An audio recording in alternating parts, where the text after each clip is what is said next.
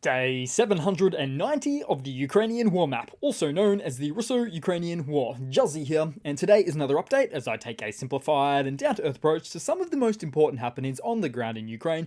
So starting off, we'll take a look at those Russian losses.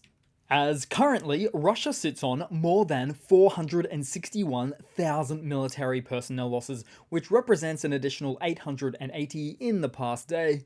Then as for hardware losses, just the one tank, 12 APVs and 43 artillery, plus 2 air defense systems as well. And you might notice another addition to the map today. But before we move to the map, some big news came out as the US Senate passed the Foreign Aid Bill on April 23rd for the allocation of nearly $61 billion of aid to Ukraine. With 79 votes in favour and 18 against, the bill now awaits President Biden's signature. And of course, Biden has pledged to sign the bill and begin sending weapons to Ukraine as early as this week. Zelensky thanked US lawmakers identifying air defense systems, long-range weapons and artillery as Ukraine's most urgent needs. And already, military aid is pre-positioned in Germany and Poland, where it was spotted, for rapid deployment. Then headed to the map as Ukrainian drones struck targets across western Russia this morning, igniting a massive blaze at the Rosneft oil depot in Yartsevo in the Smolensk Oblast.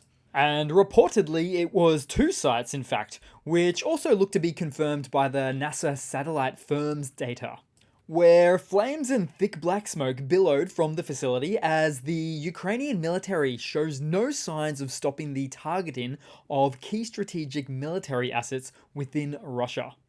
Then moving a bit further east into Russia, also yesterday a fire broke out at a production plant in the Voronezh Oblast.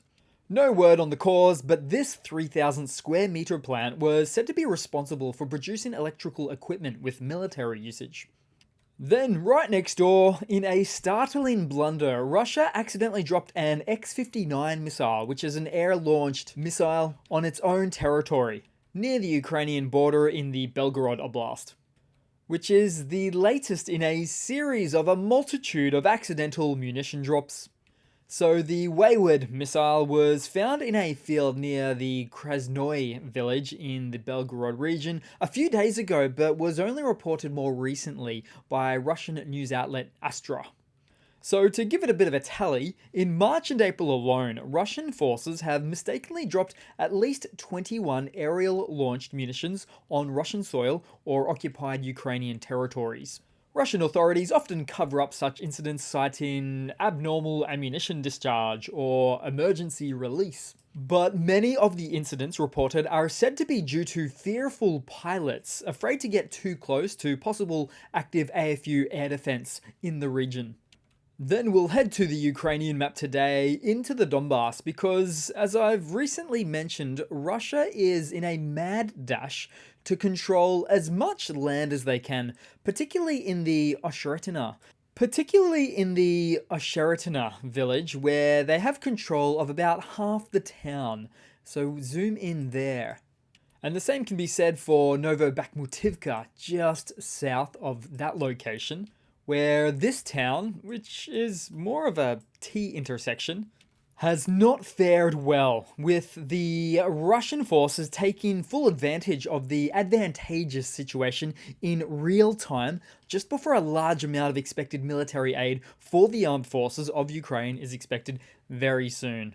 Although problematically for this region right now, Russian forces have reportedly resorted to using chemical weapons in their relentless assaults in this zone, as advised by Nazar Voloshin, who is the spokesperson for Ukraine's Kortsia group of forces, which is an operational strategic group formed of the Ukrainian ground forces.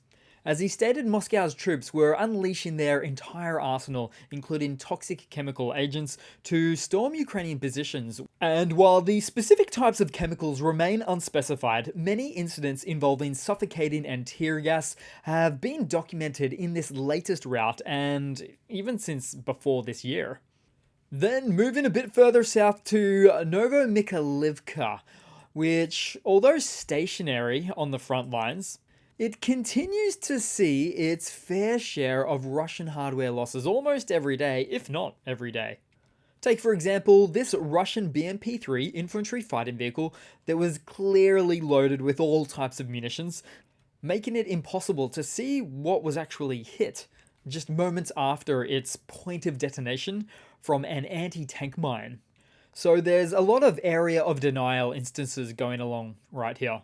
Then, somewhere in the east, we saw the detonation of a Russian Jayat-S self-propelled howitzer. Then also, we saw Ukrainian FPV drone operators of the Meteod tactical group of the 3rd Special Forces Regiment that discovered, then destroyed a Russian T-72 tank, then an anti-aircraft missile complex, the Tunguska. $16 million a unit, those ones are, among various other targets. Then we also saw a view from a Ukrainian drone as several Gimlar's HIMARS rockets slam into a Russian S-300 VM or S-400 radar station, among other pieces of the complex close by. Then to the more central region of Ukraine, as we saw footage of a German-supplied Flakpanzer Gepard self-propelled anti-air dual autocannon platform in Ukrainian service down in a Shahed 136 drone over the Odessa region with its 35mm fire. And you can see in this instance the precision burst fire as it then neutralizes its target as opposed to, say, spraying endlessly to neutralize it. It's a learned skill set and it saves on ammunition as well. Then headed across to a bit of news for today as Greece is preparing to bolster Ukraine's air defense capabilities by providing at least one and possibly two Patriot systems. The decision comes amid mounting pressure from EU leaders on Greece to contribute their air defense assets to Ukraine's cause. Then in some other hardware-related news, Ukraine's defense industry is spearheading efforts to fortify the nation's air defense capabilities, testing cutting-edge searchlights equipped with thermal imagers and laser targeting systems. These homegrown innovations are designed to enhance the effectiveness of mobile air defense units, providing them with advanced detection and targeting tools. So, by harnessing thermal imaging technology, the searchlights enable operators to identify potential threats even in low visibility conditions, while the laser targeting feature improves the accuracy of defensive fire. So, as Russian aerial assaults continue to threaten Ukrainian skies, the development of these domestically produced systems showcases Ukraine's determination to bolster its defenses through some additional homegrown ingenuity.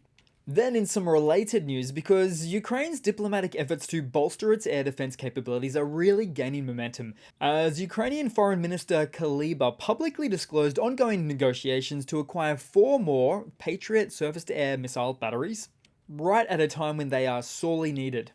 Kuleba confirmed that talks are underway between Ukraine, the United States, and other relevant countries, and given his track record of accuracy, as evidenced by his previous confirmation of discussions preceding the recent acquisition of a German Patriot system, Kuleba's revelations carries some significant weight to them. And so to add a bit of context here, up until, say, December 31st last year, Ukraine had 3 Patriot batteries total, so in the space of 4 months or so, it looks like they're gearing up to double that. And since they're looking to acquire another 7, they may very likely end up tripling their 2023 numbers in the not too distant future at all. Then in some other Ukrainian hardware update news, and in a monumental show of support, the UK has unveiled its largest aid package to date for Ukraine, totaling £500 million. The comprehensive assistance includes a formidable array of military hardware designed to bolster Ukraine's defensive and offensive capabilities. Most notably, the package features the provision of Storm Shadow cruise missiles as a significant addition to Ukraine's arsenal, along with 1600 strike and air defense missiles. An example of this would be the UK's Super Cat missiles, which have had some great success in taking out Russian helicopters in the past. The UK's commitment also extends to enhancing Ukraine's mobility and maritime prowess, with the inclusion of over 400 vehicles, such as 160 Husky MRAPs, 162 armoured vehicles, and 78 all-terrain vehicles. Not to mention 60 boats, ranging from offshore raiding craft to dive boats equipped with maritime weapons.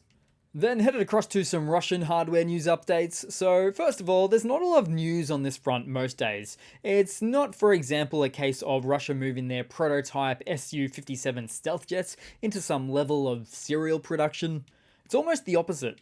Because take, for example, a Russian instructor of Storm Z units has painted a grim picture of the state of Russian drones produced by the pseudo-Platov project in occupied Zaporizhia. These drones, believed to be the most widely used by Russia on the front line, are plagued by poor quality and vulnerabilities. The instructor revealed that up to a third of the drones fail to even take off due to the use of cheap substandard components. Furthermore, the drone's fixed frequency set by the manufacturer renders them highly susceptible to Ukrainian electronic warfare countermeasures. Also, operators are often forced to resort to resoldering the inferior parts to make the drone flyable, highlighting the dire state of Russian drone production. So the combination of poor craftsmanship and easily exploitable frequencies has severely hampered the effectiveness of these drones, exposing the shortcomings of Russia's military-industrial complex and the challenges faced by its forces. Then, to a little bit of news from the Russian politosphere, as Russian MP Zurevlev has sparked outrage by criticizing the growing value placed on life among young Russians. Yes, life. Because in a recent tirade, he questioned with the following quote, "Who will fight if a big war breaks out tomorrow? I was brought up to prioritize country, loved ones, and values above my own life." To which most will reply, "Great, off you go, join the Russian army." However, Zurevlev's rhetoric rings hollow to many youth within Russia that just haven't lived and breathed Soviet ideologies, at least not to the same extent that he has. Furthermore, his daughter holds Austrian citizenship, suggesting that she too doesn't hold any of these notions dear to her heart either.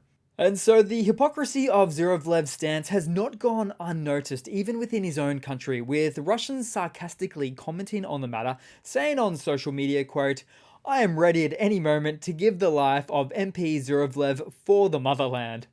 So the backlash highlights the growing discontent among Russians who recognize the hollowness of such nationalistic rhetoric when those in power prioritize their own safety and interests above the lives of the people they claim to represent.